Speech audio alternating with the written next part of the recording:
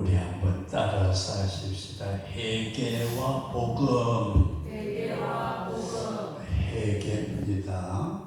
회개와 복음.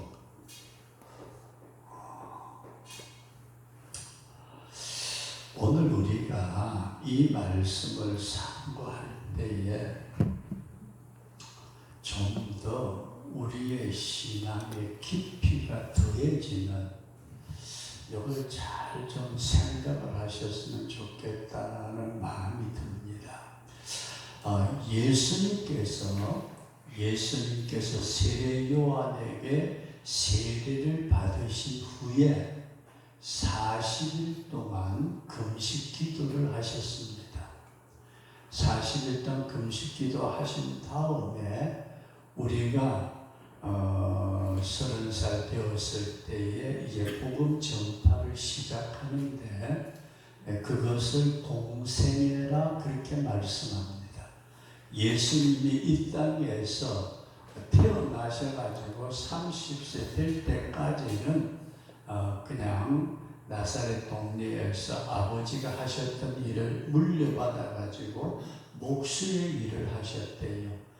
예수님의 개인의 사생활, 이렇게 보시면 어떨지 모르겠어요. 사생활, 사적인 생활. 그리고 30세 되면서부터 33세에 십자가에 못 박혀 돌아가시기까지 우리는 그 생애를 공생애라고 부른다. 공생애, 공적인 생애다, 그런 말씀입니다. 그런데 예수님이 이 공생애를 시작하시면서 제일 첫 번째 하신 말씀, 이게 굉장히 믿는 자들에게 아주 중요한 말씀입니다. 그래서 공생애의 첫 말씀,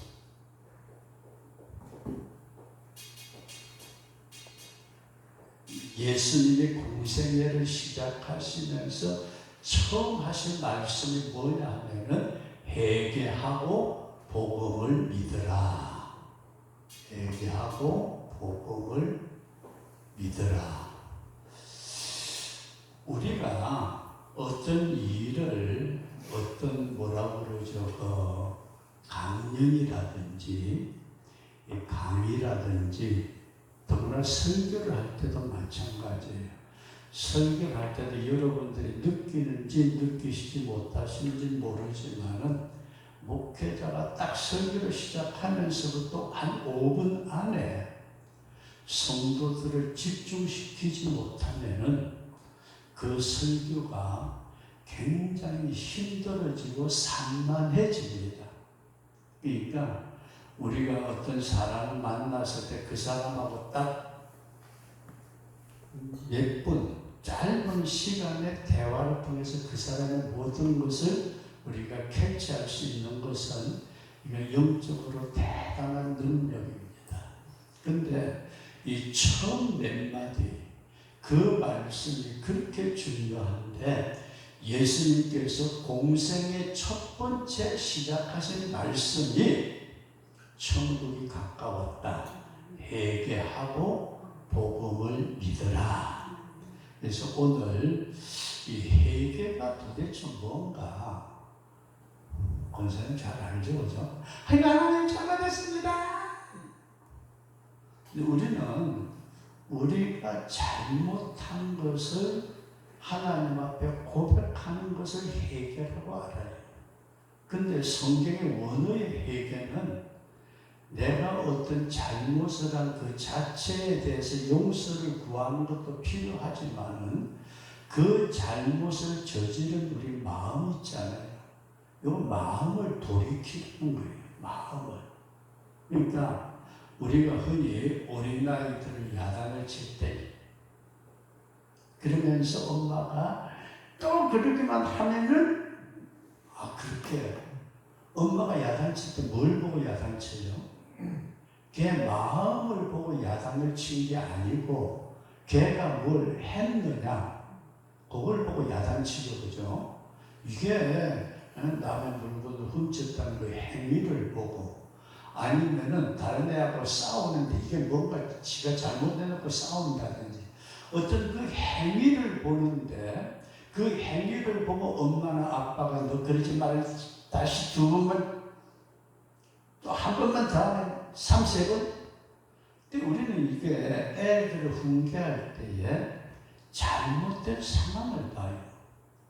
그러면은 오늘 교회 안에서도 마찬가지예요. 우리가 주님 앞에 왔을 때에 하나님, 내가 지난 주일 지나고 난 뒤에 이런 잘못을 저질렀습니다. 내가 범한 잘못, 그걸 우리는 고백하잖아요. 그걸 우리는 전체를 통틀어서 회개라고 말하는데, 성경을 조금 깊이 들어가면은 그 행위를 가지고 온 마음 있잖아요. 우리가 예를 좀 맞을지 모르지만, 가령 내가 11조라고 해놨다가 급하다고 11조 내 마음대로 다 써버리고 11조 안 했어요. 그럼 다음 주일날 와서 뭐라 그래요? 하나님, 내가 11조 빼먹었습니다. 잘못했습니다. 근데 우리는 그 행위 자체만을 얘기를 하는데, 잘 보세요. 그 회개가 뭐냐? 마음을 돌이키는 것이다. 그래서 첫 번째, 성도 여러분들과 제가 우리가 깊이 이해하고 넘어가야 될 것은 이 마음을 바꾸는 것이다. 뭘 바꾼다고요? 마음을 바꾸는 것. 이걸 쉽게 한자적인 용어로 회심이라는 말을 써요. 회심. 마음을 돌린다. 그러나 여러분 잘 한번 보세요. 어린애가 어떤 일을 자꾸 반복해서 저질러요. 엄마가 야단치고 그걸 안 고쳐져. 근데 걔를 데리고 앉아가지고 엄마가 조금 얘기를 하는데 얘 마음속에 내가 이렇게 행동하니까 엄마가 저렇게 슬퍼하는구나. 엄마가 저걸 싫어하는구나. 내가 다시는 그러지 말아야 되겠다 하는 마음이 들면은 다음에 어떻게 되죠? 행동이 바뀐다. 이걸 우리가 깊이 생각하시면서 이 마음이라는 것 잘 한번 마음, 이걸 우리는 성경에는 혼이라 그렇게 말씀을 해요. 신혼신 혼이라고 말할 때에 이걸 우리는 흔히들 이성이라고 말해요. 이성. 남자 여자가 아니고 머릿속으로 생각하는 이성. 이것을 인격이라고 또 표현을 해요. 인격이라고 할 때는 내 뜻과 감정과 의지가 있는 지정의. 그러면은 여러분 회개가 뭐죠? 내가 주님 앞에 무엇을 잘못했습니다 하는 그것을 고백하는 것도 회개지만은, 주님, 내가 그런 일을 저지른 내 마음이 요게 제대로 안 돼 있습니다. 쉽게 말하면은 내 쏘가지가 요게 안 고쳐져 가지고 눌려보다가도 이렇게 튀어나오면 뭐가 나와요? 행동, 잘못이 나온다. 그러니까 아무리 눌렀는데도 여기서 픽 튀어나오고 저기서 픽 튀어나오고, 이게 뭐지? 그게 근본적으로 회개는 내 마음의 변화다. 이걸 여러분들과 제가 중심에 깊이 생각하시면서, 주님, 내가 내 마음을, 권사님 마음대로 움직여요? 그왜 또 자기 마음대로 못 움직여? 우리가 내 마음을 내 마음대로 조절을 못할 때가 많아요. 그러기에 우리가 주님 앞에 회개한다는 것은 내 마음을 하나님 편으로 돌이키는 그런 역사가 있도록 주님 앞에 기도하는 것, 요게 회심이라고 그러고, 요걸 성경이 회개라고 말한다. 11조 때 넘었으니까 회개하고, 이 주일 보냈을 때 회개하고, 미워했으니까 회개하고, 뭐 때렸으니까 회개하고. 나타나는 현상이 아니고, 나타나는 현상에 대해서는 이게 배상도 해줘야 되고, 잘못했다고 용서도 구해야 되고, 그렇게 하지만은 마음의 변화, 이것이 회개의 키포인트다. 우리 그렇게 이해할 수 있기를 바랍니다. 그래서 우리의 행동이, 저와 여러분들의 행동이 요 이성의 지배를 받아요. 마음의 지배를 받아요. 마음에. 그러면은 마음이 바뀌기 전하고 바뀐 후하고 그 사람의 행동이 달라질까요? 달라지지 않을까요? 달라지죠. 그 사람의 마음이 하고 있던 그때 행하는 것하고 이게 주님 앞에 회개하고 그 마음이 변화되고 나니까 나오는 행동하고는 이게 전혀 다르다는 말씀이에요. 그런데 오늘날 교회 안에서 회개하라, 죄 가지고 눈물 한 번도 안 흘려보고, 저도 그렇게 설교를 해요. 그러나 오늘 저녁에 제가 여러분들에게 조금 말씀드리고 싶은 것은, 내 혼의 지배를 받아서 움직였던 행동을 보니까 내가 예수 믿어서니까 이래서 안 되지 하고 빵빵 눌려왔는데 어느 계기만 되면 푹 튀어나오잖아요. 그죠? 뭐가 그럴 때는 열이 나면 내 기도는 안 내키면 이게 근본적으로 우리의 중심의 변화. 그래서 저와 여러분들의 마음이 바뀌면은, 마음이라고 하십시다. 마음이 바뀌면 뭐가 바뀌죠? 행동이 바뀐다. 행동.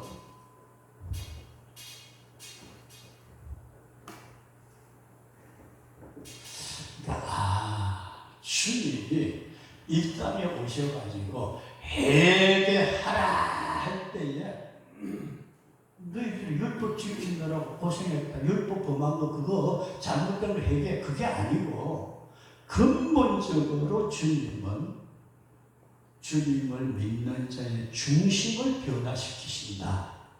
이런 믿음을 우리가 꼭 가질 수 있기를 바랍니다. 그리고 그게 두 번째로 회개하게 되는 게 뭔가, 어떻게 회개해요? 어떻게?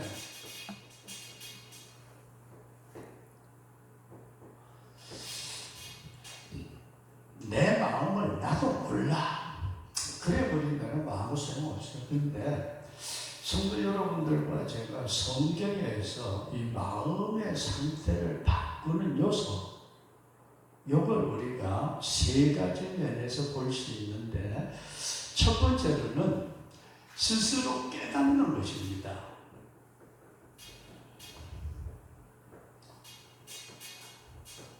이게 굉장히 중요합니다. 깨닫지 못하면 멸망할 짐승과 같다. 인간이라는 것은 생각이 있어요. 깨닫게 돼서 내가 이래서는 안 되지. 내가 계속 이렇게 나가다가는 이게 잘못된 것 같아. 내가 교회 다닌다고 하면서 남들이 볼 때는 거룩한 것 같은데 혼자 있을 때는 이게 숯구름이 다 잡아먹듯이 이게 엉뚱한 짓 하고 있잖아. 그러니까 내가 이래서는 안 되겠대요. 스스로 깨닫는 마음, 이게 굉장히 중요합니다. 주님 앞에 우리가 기도하시면서, 주님, 내가 스스로 깨닫지 못하는 것도 용서해 주옵소서. 그 다음에 두 번째 단계가 하나님의 말씀이 임할 때, 하나님의 말씀. 성경에 보면은 하나님의 말씀은 검이라고 했어요. 칼. 영과 혼과 간절과 골수를 찔러 쪼개기까지 하는, 내 영혼을 새롭게 변화시키고 내 혼의 인격을 완전히 변화시키는. 그래서 자기 스스로 깨닫는 데는 한계가 있어요. 양심이라는 소리 들어보셨어요? 내가 양심. 근데 그놈의 양심도 지가 기준이에요. 우리나라 정치인 가운데 어떤 사람은 그랬습니다.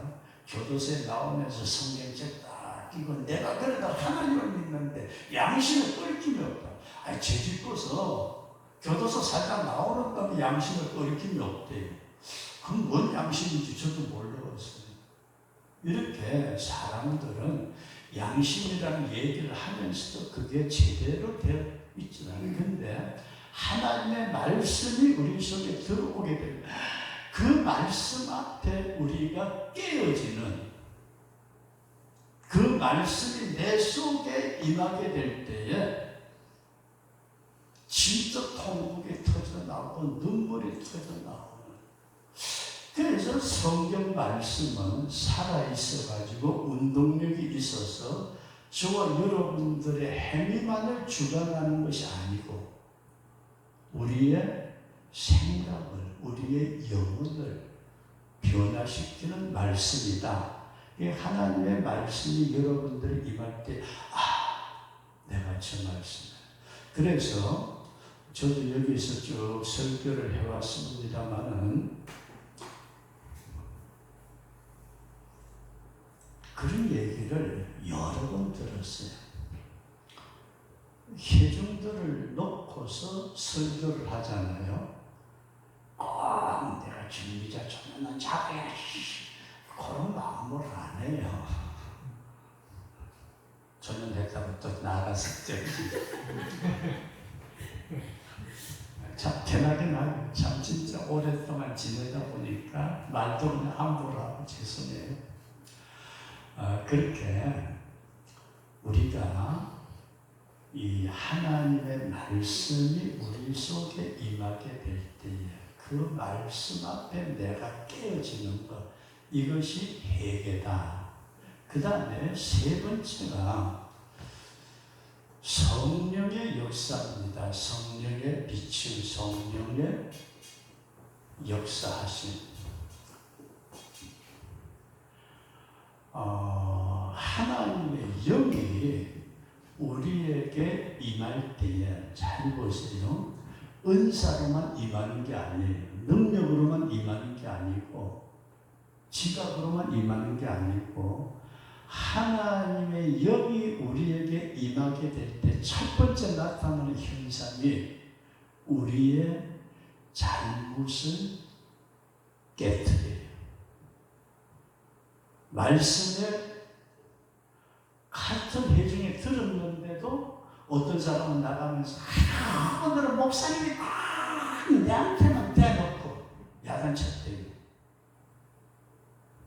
자기한테. 근데 이게 아니고 성령은 각자에게 임할 때에 지금까지 내가 깨달아졌던 것, 내가 말씀을 통해서 버렸다고 생각했던 것, 그 이상의 영적인 깊음 속에서 하나님이 나를 완전히 뒤집어 놓는, 이게 영의 사람으로 바꾸어갈 때에 성령이 내 마음을 완전히 되돌려버려요. 이거는 지금까지 그렇게 미워하고 원망하고 죽이고 싶었는데 예수 믿는데 내가 미워하지 말아야지, 미워하지 말아야지 하고 마음을 꾹꾹 눌렸는데 눈앞에 나타나면은 이게 진짜 힘들어요. 근데 말씀이 임해가지고 그건 아니다 하면 아멘 감사합니다 그러십니다. 말씀은 내가 보니까요 원수도 사랑하라고 했는데 그 말씀이 임할 때에 은혜 받았다고 좋아하다가 눈앞에 나타나면은 속되게 표현해 볼까요? 말씀이고 나발이고 없어. 그냥 튀어나오는 거예요. 그런데 성령은 우리의 근본적으로 내재되어 있는 상태를 완전히 불태워버리는 그 사람의 성격을 바꿔놓고 그 사람의 생각을 바꿔놓고 감정과 의지를 완전히 뒤바꿔놓는 이것이 회개의 단계라고 보시면 돼요. 내가 스스로도 깨달아서 잘못했습니다. 말씀을 내가 본다든지 묵상한다든지 말씀을 설교 말씀을 들을 때에 깨달아져서 회개하든지 아니면 주님과의 깊은 교제를 통해서 성령이 나를 강타하실 때에 내 심령이 온전하게 변화되는, 그래서 이것을 뭐라고 그러냐면 회개하는 것이다. 이것이 그냥 밖으로 나타나는 현상에 대한 얘기는 여기서 끝났어요. 여기서 밖으로 나타나는 현상은 그렇게 되어 있지만 그것을 현상을 나타나게 만드는 우리의 속 사람을 변화시키는 것은 깨닫고 그 다음에 말씀이 들어오고 성령의 불이 임하게 될 때에 회개의 역사가 일어난다. 그리고 이렇게 되어지면은 이제는 복음을 받아들이게 돼. 복음이 뭐죠? 듣기 좋은 소리죠, 그죠? 복복자에다가 뭐 소리 울린가 뭔가 나는 잘 모르겠어요. 그런데 이 먼저 믿음에 대해서 조금 말씀을 드리고 넘어간다면은 믿음은 어떤 상황을 내가 인정을 하는 겁니다. 이게 펜이에요. 마카펜. 맞아요? 맞고 안 맞고 모르고 나는 이게 뭔지 몰랐는데 목사님이 저게 마카펜이라고 그러는데 아 그렇구나 알고 인정하는 거야. 알고 이게 마카펜이라 앞으로 그게 마카펜이야. 근데 그렇게 인정을 하고 그 다음에 우리가 밥을 먹으면 배부르고 건강해지리라고 믿잖아요. 그 믿음 사건을 그 어떤 믿음으로 주어진 것을 내 것으로 받아들이는 거예요. 수용하는 거. 권사님 돈 좋잖아요, 그죠? 돈 그거 저쪽에 있는 건 내 거로 받아들여야지, 그지? 그래 내 거 되는 거지. 받아들여 수용해 드리는 거예요. 그럼 받아만 들여가지고 가지고 있는 게 아니고 그 받아들인 믿음의 그 원천하고 내가 하나 되는 거, 연합하는 거.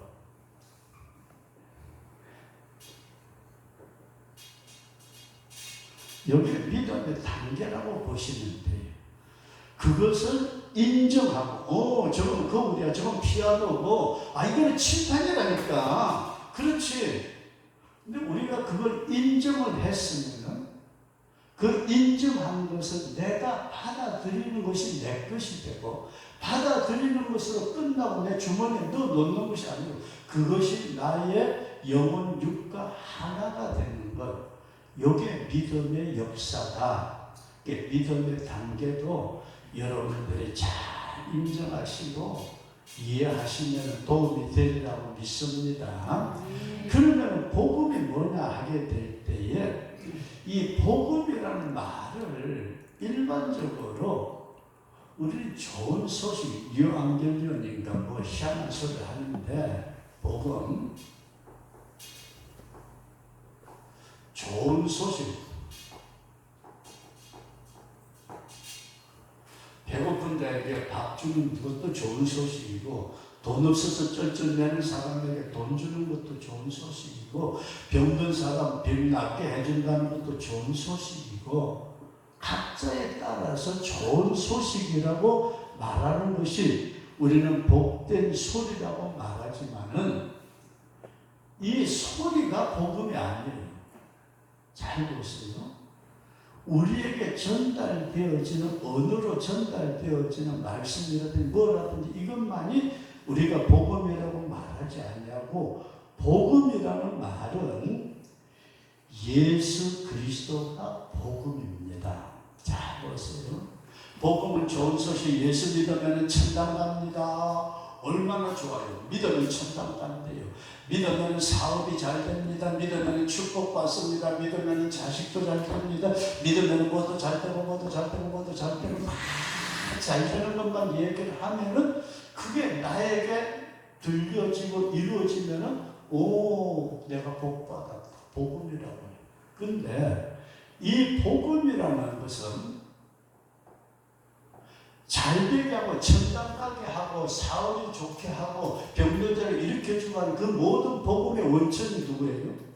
예수 그리스도가 복음의 핵심입니다. 예수 그리스도가 복음이다. 그러면은 회개하고 복음을 믿으라 말씀하셨던 것은 회개하고 나를 누구를요? 예수님을 받아들여라. 예수님을 인정하고 예수님을 수용하고 예수님하고 네가 연합되는 것이 이게 복음이다. 그런 말씀입니다. 그래서 예수님 자체가 복음입니다. 우울한 사람에게 들어가서도 예수님 그 우울한 사람의 심정을 변화시키고 명랑한 사람으로 만들어준 게 복음이 되는 거고, 병든 사람에게 들어가서 병든 사람을 고쳐서 낫게 건강하게 만들어주는 것도 복음이고, 지금 사업이 망해가지고 절망 가운데 빠져있는 자에게 주님이 들어가셔가지고 그 사람의 사업을 다시 변화시켜주는 것도 복음인데, 그 복음의 핵심은 나타나는 현상만이 복음이 아니고 예수 그리스도가 복음이다. 이것을 저와 여러분들이 믿습니다 할 때에 주님께서 내 속에 들어와 연합함으로 저와 여러분들의 삶이, 이게 이제 앞에 나타나는 행동이죠. 우리의 삶이 나와 예수가 따로 있는 생활이 아니에요. 예수님 어디 계세요? 진짜 같은데. 예수님은 저 천당 높은 데 있고, 우리는 그걸 믿습니다 바람은 아니고, 그 예수님이 성령으로 우리 가운데 들어오셔, 문 두드리고 들어오셔가지고 나하고 같이 먹고 마시고 자고 생활하고, 여러분들의 말이 누구의 말이에요? 예수님의 말인데 이게 무서운 말이에요.